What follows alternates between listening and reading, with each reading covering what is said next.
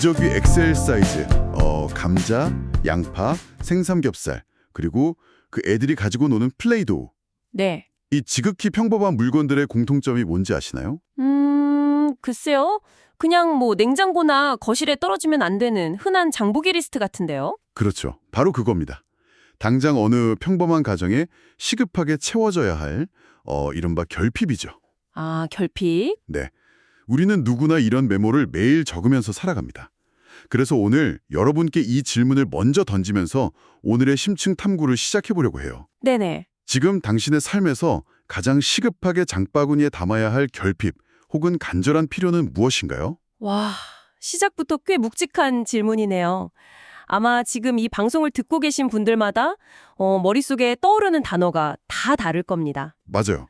누군가에게는 당장 이번 달 대출이자라는 아주 현실적이고 물리적인 결핍일 수도 있고요. 그렇죠. 당장 돈이 급할 수 있죠. 또 누군가에게는 무너진 건강일 수도 있습니다. 또 어떤 분들은 겉으로는 참 아무 문제가 없어 보이는데 속으로는 지독한 외로움이나 그 삶의 방향성을 잃어버린 영적인 허기를 느끼고 계실지도 모르죠. 네, 진짜 각자의 결핍이 다 다를 텐데요. 오늘 우리가 아주 깊이 파고들 주제가 바로 그 결핍입니다. 네. 오늘 다룰 자료는 아주 흥미로운 고대 역사 기록을 분석한 한 편의 설교문인데요. 열왕기상 17장, 그 유명한 엘리야와 사르밧 과부의 이야기를 다루고 있습니다. 아주 극적인 서사죠. 맞아요. 이게 겉보기엔 그냥 고대 선지자의 흔한 기적 이야기 같잖아요. 그런데 그 설교에서 제시하는 세 가지 주안점을 따라가면서 이면을 들여다보면요. 네. 한 개인과 가정이 겪는 지독한 결핍이 어떻게 점층적으로 막 걷잡을 수 없이 고조되고 또 전혀 예상치 못한 방식으로 폭발해버리는지 보여주는 완전 심리 스릴러에 가깝습니다. 오, 심리 스릴러요? 네네. 그래서 본격적인 이야기로 들어가기 전에 무대가 되는 배경부터 좀 세팅을 해봐야 할 것 같아요.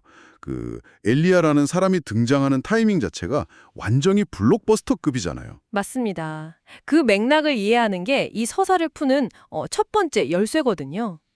열왕기는 그 제목에서 알 수 있듯이 왕들의 연대기입니다. 왕들의 역사책이죠. 네, 남유다와 북이스라엘을 다스렸던 최고 권력자들의 통치 기록이에요. 그래서 이 책에는 아주 건조하고 반복되는 공식이 존재합니다. 어떤 공식이요? 뭐 어떤 왕이 몇 년의 왕위에 올라서 몇 년 동안 나라를 다스렸고 그가 죽어 어디에 묻혔다. 아, 완전 지루한 역사 교과서네요. 그렇죠. 이런 관료주의적인 기록이 끝없이 이어집니다.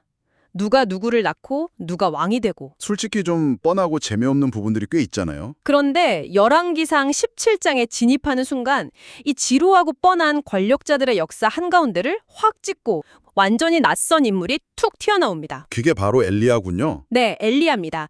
어떤 가문 출신인지 어떤 배경을 가졌는지에 대한 그 흔한 소개 공식조차 없어요.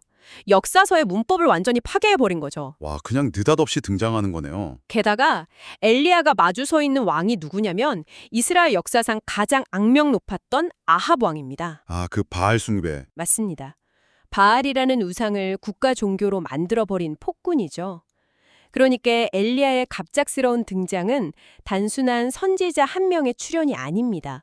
세상의 왕들이 철저하게 망쳐놓은 판을 하나님이 완전히 뒤엎으시겠다는 강렬한 선전보고와 같은 거죠. 와, 세상의 최고 권력자 앞에 아무런 배경도 없는 야인이 갑자기 나타나서 막 멱살을 쥐고 흔드는 격이네요. 그렇죠. 게다가 엘리야가 아합 왕에게 던진 첫 대사가 진짜 기가 막힙니다. 내 말이 없으면 수년 동안 비도 이슬도 없을 것이다. 가뭄을 선포해버리죠. 네, 당대 최고 권력자 앞에서 국가 경제의 근간인 농업을 완전히 박살내버리겠다는 거잖아요. 엄청난 가뭄을 선포한 건데 진짜 엄청난 카타르시스가 느껴지는 데뷔전 아닙니까? 완전히 시선을 사로잡는 오프닝이죠. 그런데 여기서 첫 번째 주안점이 나옵니다. 제가 진짜 이해가 안 가는 건 바로 이 다음 장면이에요. 이렇게 호기롭게 권력자에게 일침을 가했으면 엘리야에게 멋진 보상이 주어지거나 최소한 안전가옥이라도 제공되어야 하는 거 아닙니까? 보통의 영웅서사라면 당연히 그래야겠죠. 그런데 하나님은 엘리야에게 저기 요단강 동쪽 구석에 있는 그릿시냇가에 가서 숨으라고 지시하십니다. 아니 이게 뭡니까? 이건 마치 회사에서 경영진 비리를 고발하고 대대적인 개혁을 부르짖은 직원이 상을 받기는커녕 네, 상을 받기는커녕 제일 먼저 해고당해서 짐을 싸는 격이잖아요. 자신이 가뭄을 선포해놓고 정작 본인이 가장 먼저 극심한 결핍과 고립의 자리로 내동댕이 처진 거예요. 아이러니하죠, 참. 왕을 상대해야 할 이 위대한 선지자를 도대체 왜 이런 궁핍한 시골 구석으로 몰아놓은 걸까요? 저 같으면 진짜 배신감에 화가 나서 못 견뎠을 것 같아요. 아마 엘리야가 느꼈던 첫 번째 감정도 그 분노와 당혹감이었을 겁니다. 하지만 설교 자료의 분석을 보면요. 이 그리시네가의 고립은 단순한 도피나 형벌이 아닙니다. 아, 그럼요. 오히려 엘리야만을 위해 완벽하게 커스터마이징된 맞춤형 훈련장에 가깝다고 설명합니다. 훈련장이요? 네, 엘리야가 그곳에서 어떻게 생존하는지를 들여다보면 아주 흥미로운 패턴이 발견되거든요. 가뭄 속에서 시냇물을 마시고 아침 저녁으로 까마지들이 물어다주는 빵과 고기를 먹습니다. 까마귀가 빵을 배달해 준다고요? 네, 이 기이한 식사 배달 시스템 혹시 역사적으로 비슷한 사건이 떠오르지 않으십니까? 잠시만요. 아침 저녁으로 빵과 고기. 아, 출애굽 시절에요. 그렇죠. 이스라엘 백성들이 광야에서 매일 아침 저녁으로 만나와 메추라기를 먹었던 그 기적이 딱 떠오르네요. 맞습니다. 그 연결이 아주 중요해요. 출애굽 광야 시대 이후로 수백 년 동안 아무도 경험해보지 못했던 그 절대자의 직접적인 공급을 지금 엘리야가 온몸으로 겪고 있는 겁니다. 아하. 인간적인 수단, 세상적인 방법, 심지어 선지자로서의 자존심까지 모조리 다 끊어버린 상태에서 오직 하늘만 바라보게 만든 철저한 고립 훈련인 거죠. 신명기 기록을 보면 광야에서 만나를 먹이신 이유가 명확히 나오거든요. 뭐라고 나오나요? 사람이 떡으로만 사는 것이 아니요. 입에서 나오는 모든 말씀으로 사는 줄을 알게 하려 하심이라 라고요. 아, 그러니까 하나님이 엘리야를 그 고독한 시냇가로 보내신 건 그를 버린 게 아니라 그가 의지할 수 있는 모든 불순물들을 싹 걸러내는 작업이었군요. 정확합니다. 세상의 눈으로 보면 완벽한 실패고 결핍이지만 사실 그 결핍의 공간이 아니었다면 까마귀가 물어다주면 고기를 먹는 기적은 경험할 수 없었을 테니까요. 네. 내 손에 쥐고 있던 모든 수단이 제거되고 완벽하게 바닥을 칠 때 비로소 시야가 열린다는 뜻입니다. 인간적인 호기로움이나 종교적인 타이틀을 다 내려놓고 내가 작아지고 비워질 때 비로소 내 삶을 빈틈없이 채우고 있는 돌봄의 손길이 선명하게 보이는 거죠. 와, 결핍이 오히려 시야를 열어준다. 네, 결핍이 오히려 진짜 중요한 것을 보게 만드는 영적인 시야, 즉 비전의 눈을 열어주는 강력한 렌즈 역할을 한 겁니다. 내 삶이 완벽히 바닥을 쳐야 비로소 진짜가 보인다는 거, 이거 진짜 뼈 때리는 말이네요.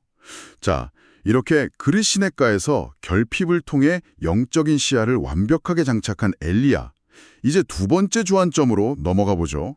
네, 여기서부터 상황이 더 묘해집니다. 맞아요. 여기서 이야기가 아주 숨막히게 돌아갑니다. 그를 먹여 살리던 시냇물이 결국 뚝 끊겨버려요. 가뭄이 계속되니까 당연한 결과죠. 다시 원점으로 돌아간 엘리야에게 새로운 미션이 떨어집니다. 그런데 이번 행선지는 정말 들을수록 황당해요. 시돈 땅에 있는 사르밧으로 가라는 거예요. 제가 왜 황당하다고 하는지 아시죠? 그럼요. 거기가 바로 이스라엘의 가뭄이라는 재앙을 몰고 온 진짜 원흉들의 본거지이기 때문이죠. 맞아요. 아합 왕을 최악의 폭군으로 조종한 아내 이세벨의 고향이잖아요. 우상 바알 숭배의 심장부, 그야말로 적진의 한가운데입니다. 호랑이 굴로 들어가는 격이죠. 숨어도 모자랄 판에 왜 하필 원수들의 소굴로 들어가라는 건지 이해가 안 가는데 그 사르밧에 도착해서 벌어지는 일은 저를 더 헷갈리게 합니다. 과부와의 만남이죠. 네, 엘리야가 거기서 땔감을 줍고 있는 한 과부를 만납니다.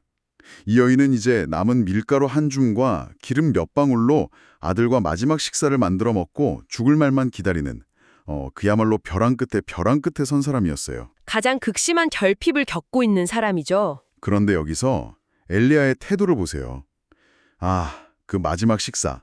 두려워하지 말고 만들어서 나한테 먼저 가져오시오. 이러잖아요.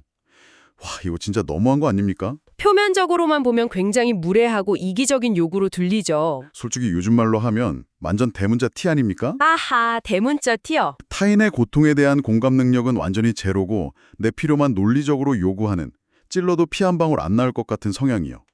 굶어 죽기 직전인 모자의 마지막 남은 식사를 빼앗는 이 잔인한 상황을 도대체 어떻게 이해해야 할지 모르겠습니다. 저는 듣는 내내 너무 불편했어요. 그렇게 느끼시는 게 너무 당연합니다. 상식이나 도덕의 잣대로 보면 너무나 귀괴한 장면이거든요. 하지만 이 설교에서는 우리가 엘리야가 지금 방금 어디서 왔는지를 기억해야 한다고 강조합니다. 그리치네가에서 왔죠. 네, 엘리야는 메마른 그리시네가에서 매일 아침 저녁 까마귀가 물어다주는 기적적인 양식으로 연명하다가 왔습니다. 인간의 생존이 밀가루 한 줌에 달려있는 것이 아니라 철저히 생명을 주관하시는 분께 달려있다는 것을 자기 몸으로 증명해낸 직후라는 거예요. 아, 자기가 직접 그 끔찍한 결핍 속에서 기적을 겪어봤기 때문에. 그렇습니다. 엘리야의 이 단호함은 공감 능력이 떨어져서가 아닙니다. 여인의 식사를 빼앗으려는 의도는 더더욱 아니죠. 그럼 뭐죠? 오히려 확신입니다. 자신이 경험한 그 생생한 채워짐의 기적이 지금 눈앞에서 절망하고 있는 이 이방 여인에게도 똑같이 일어날 것이라는 아주 압도적인 믿음이 있었던 겁니다. 아하, 절망 한가운데서 나를 먹이셨듯 이 여인도 살리실 것이다. 네, 그렇기 때문에 인간적인 알량한 동정을 베푸는 대신에 자신의 생명을 건 벼랑 끝 믿음의 시험대로 여인을 아주 과감하게 초대한 것이죠. 와, 듣고 보니 완전히 관점이 달라지네요. 엘리야의 그 차가워 보이던 요구가 착취가 아니라 내가 그 바닥을 기어봐서 아는데 진짜 살 길은 따로 있어. 나를 믿고 한 번만 따라와 봐. 이런 강력하고 필사적인 초대였던 거군요. 바로 그겁니다. 엘리야 개인이 겪었던 뼈저린 결핍과 아픔의 경험이 더 이상 자기 혼자만의 생존 기록으로 끝나지 않고 사르밧 과부를 살려내는 강력한 치료제로 전이되는 순간이네요. 우리가 겪는 고난을 바라보는 아주 중요한 통찰을 제시하는 대목이죠. 내가 겪은 아픔, 상처, 결핍을 그냥 나 혼자 부둥켜 안고 앓기만 할 것이 아니라 세상 밖으로 끄집어낼 때 그것은 더 이상 상처가 아니라는 겁니다. 상처가 아니다. 네, 이웃과 나의 연약함을 나누고 내가 겪은 회복을 공유할 때 나의 결핍은 공동체를 살리고 누군가를 절망에서 건져내는 가장 강력한 치유의 도구가 된다는 걸 설교가 보여주고 있죠. 내가 겪은 고난이 누군가를 살리는 백신이 된다. 이거 정말 묵직한 메시지입니다. 자, 이렇게 엘리야의 도발적인 초대에 여인이 응답하면서 엄청난 기적이 일어나잖아요. 네, 유명한 밀가루통과 기름병 기적이죠. 맞아요. 매일매일 마르지 않고 채워지는 놀라운 일이 벌어집니다. 지독한 가뭄 속에서 이 과부의 가정만큼은 양식 걱정 없이 완벽한 평안을 누리게 돼요. 드디어 고생 끝 행복 시작! 완벽한 해피엔딩을 맞이한 것 같았습니다. 하지만 서사는 거기서 끝나지 않죠. 네, 이제 세 번째 주안점입니다. 여기서 상상조차 못한 최악의 사건이 빵 터져버립니다. 과부의 유일한 피부치이자 삶의 전부였던 아들이 갑자기 병들어 숨을 거두고 마는 사건이죠. 저는 이 부분을 읽으면서 인생이란 진짜 악랄한 두더지 잡기 게임 같다는 생각을 했습니다. 당장 먹고 사는 재정 문제라는 두더지를 기적적으로 때려잡았더니 이번에는 자녀 문제, 건강 문제라는 훨씬 더 무시무시하고 거대한 두더지가 튀어나온 거잖아요. 정말 절망적인 비유네요. 당시 사회에서 과부에게 아들이란 단순한 가족을 넘어서 유일한 사회적 안전망이자 미래의 전부였잖아요. 그 희망이 완전히 박살났으니 여인이 얼마나 미쳐버릴 것 같았겠어요. 결국 엘리야에게 달려가서 막 끔찍한 원망과 비난을 쏟아냅니다. 당신이 내 죄를 생각나게 하고 내 아들을 죽게 하려고 여기에 왔냐고요. 네, 아주 격렬하게 반응하죠. 여기서 저는 또 답답해집니다. 도대체 신은 왜 이러시는 걸까요? 안 그래도 불쌍하게 살아온 이 여인에게 굳이 이런 잔인한 2차 타격을 입혀야만 했을까요? 밀가루 기적 하나 줬으면 그냥 좀 평안하게 살게 내버려 두시지. 설교자는 이 대목이 서사가 절정으로 치닫는 부분이라고 해석합니다. 여기서 우리는 사건의 스케일이 어떻게 점층적으로 고조되고 있는지를 주목해야 해요. 어떻게 고조되나요? 지금까지 이들이 겪었던 결핍은 양식과 물이라는 육체적인 한계였습니다. 기적을 통해 밥그릇은 채워졌죠. 하지만 아들의 죽음은 차원이 다릅니다. 아무리 밀가루와 기름이 넘쳐나도 인간의 힘으로는 절대 되돌릴 수 없는 생명과 죽음이라는 절대적 한계 상황에 부딪힌 겁니다. 아, 밥그릇 문제에서 생명의 문제로. 네.